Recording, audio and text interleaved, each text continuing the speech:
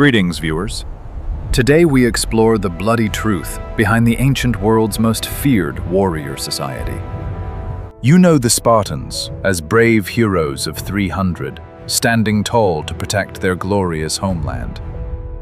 But the real secret to their invincible power was not just courage. It was a ruthless system of cruelty. Welcome to the Agoge, a brutal nightmare where innocent boys were stripped of their humanity to become weapons. How did the civilization build its golden glory on the shattered souls of its own children? Let us find out. In ancient Sparta, a newborn boy's sharp cry pierces the cold and dark stone walls, marking his tragic birth. He is ripped from his mother's arms as the state claims total ownership of his fragile human soul. The crying infant is carried to the jagged cliffs of Mount Taygetos, where the cold elders wait. According to ancient texts, they carefully inspect every inch of the baby's soft and pink skin. If they find any sign of weakness, his short life will end right at the bottom of the dark abyss. Countless tiny skeletons lie shattered on those rocks below, proving Sparta's cruel and absolute law. But this specific boy is strong. The elder nods slowly, and the infant is handed back to his mother. She clutches him tightly to her chest, whispering sweet words, grateful that he survived the deadly trial. For the next few years, the boy feels a brief illusion of peace and maternal love in his simple home. He learns to walk and play, laughing under the warm sun, unaware of the dark fate awaiting him. His mother watches him grow with a heavy heart, because she knows the state is only lending him. Every tender embrace is haunted by the ticking clock, counting down to his unavoidable fate. The Spartan society does not value family bonds. They only worship raw military strength.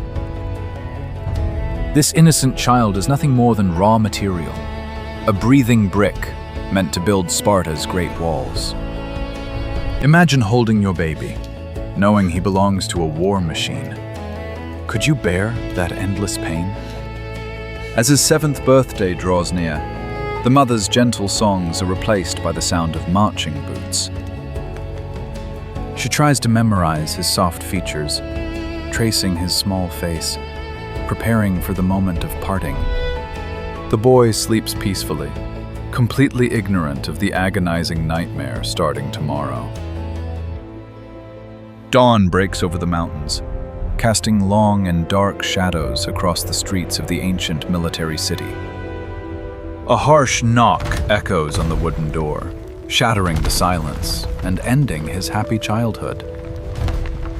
The state officials step inside with cold expressions, demanding the boy without any pity. He clings tightly to his mother's dress, crying and pleading, but she must push him away to obey. If she resists, both will be punished. So she swallows her tears and tells him to be a brave soldier. The heavy door slams shut, cutting off his frantic cries, leaving the broken mother alone in the dark. He is dragged through the dusty streets by the soldiers, marching toward the unforgiving wilderness ahead.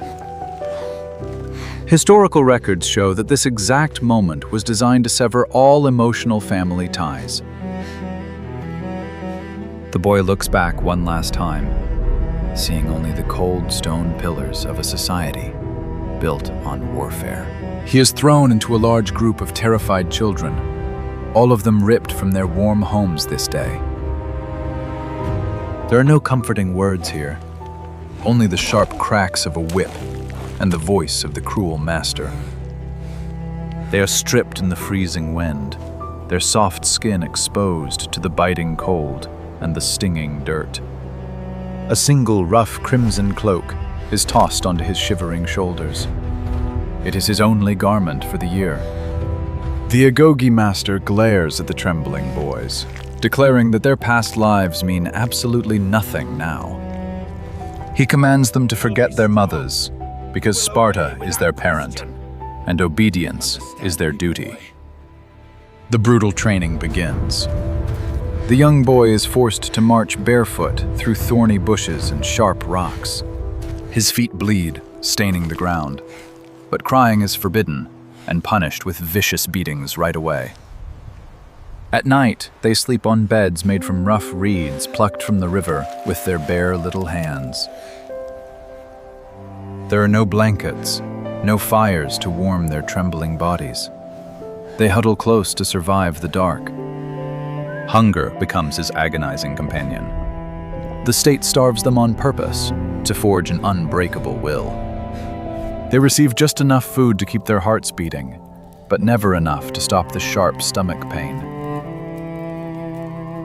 This starvation is a calculated weapon, forcing the innocent boys to become desperate predators. Driven by maddening hunger, the boy learns to crawl through the mud at night to steal from the gods.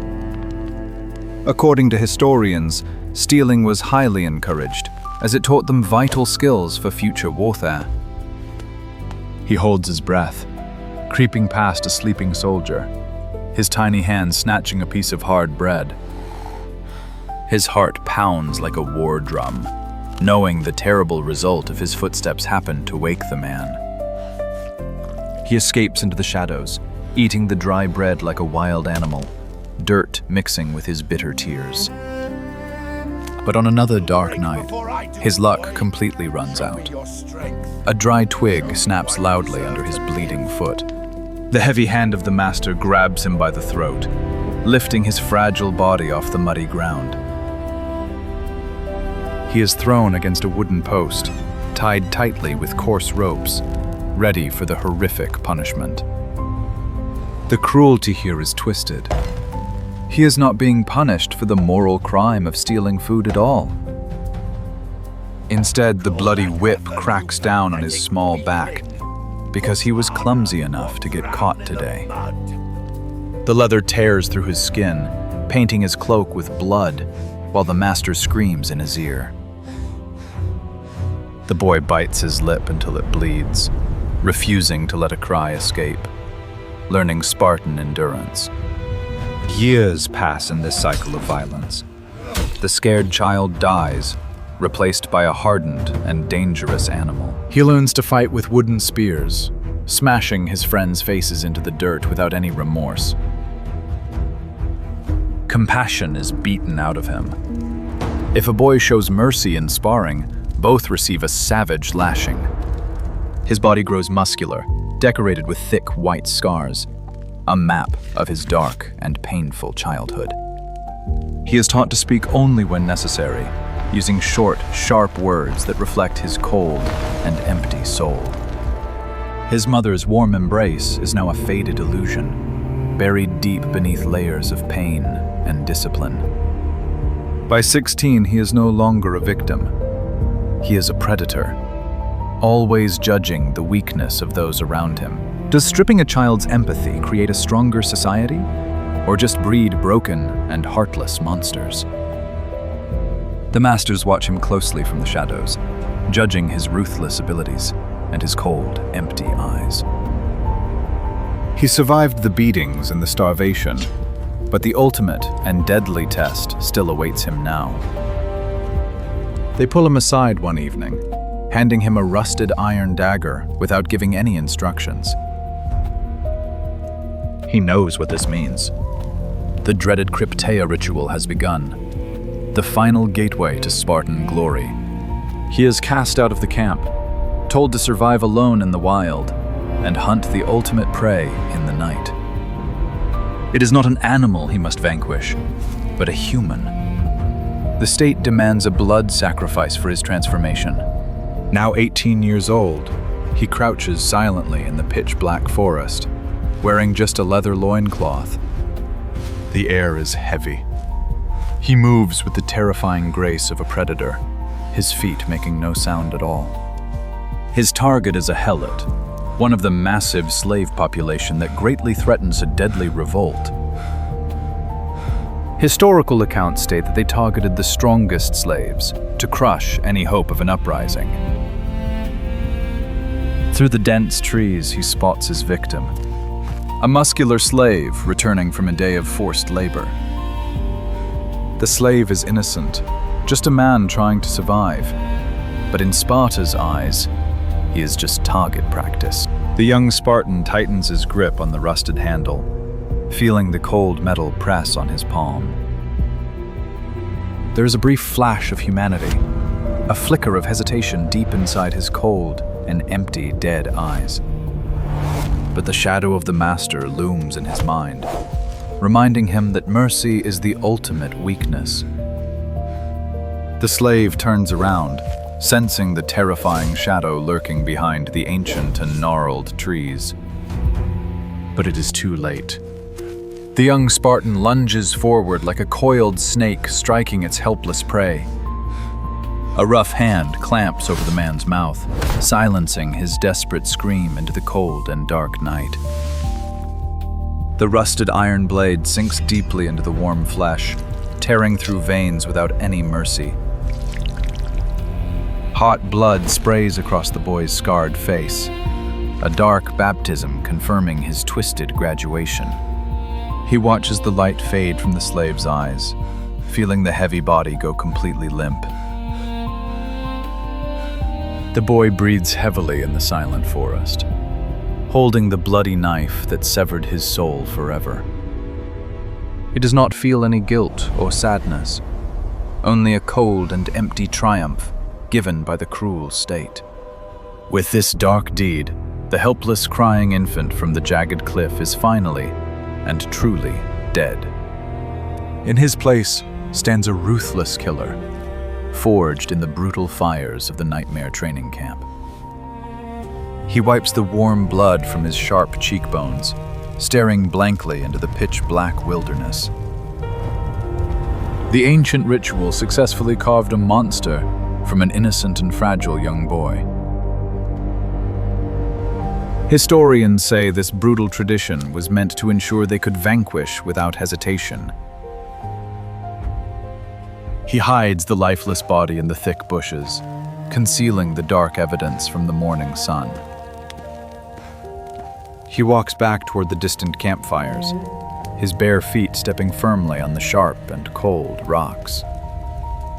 There is no heroic music awaiting him now, just the grim and silent nod of the cruel masters. He hands over the bloody iron dagger, proving his ultimate loyalty to the Spartan law and state.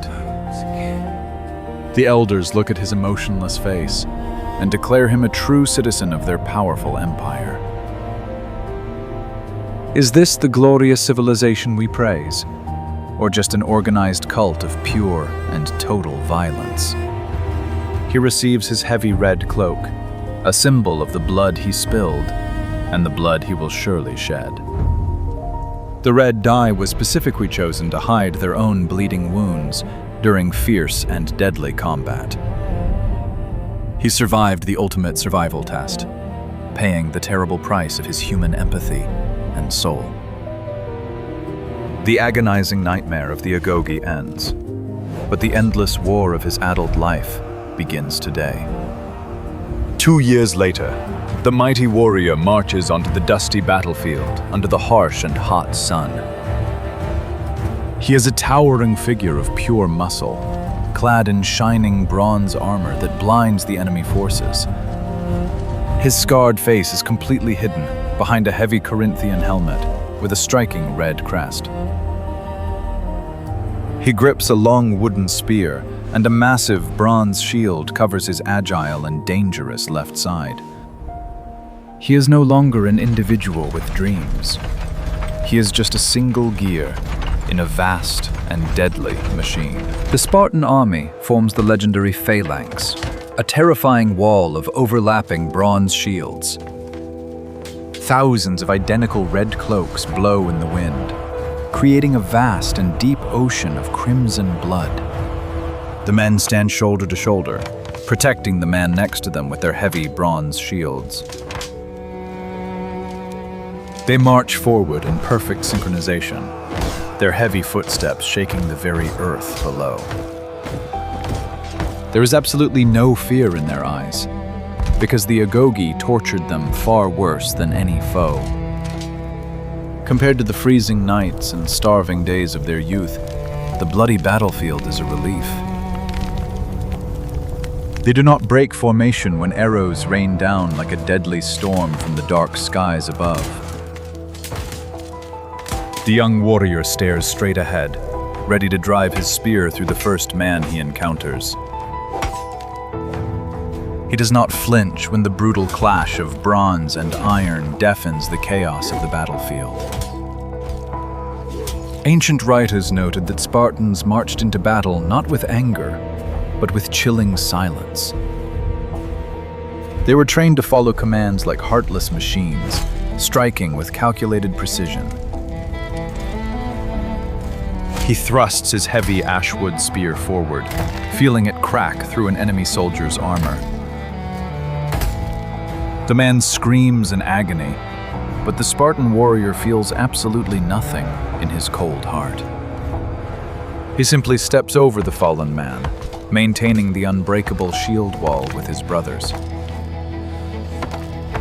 This is the tragic masterpiece of the Agoge, a man who can vanquish without any human emotion.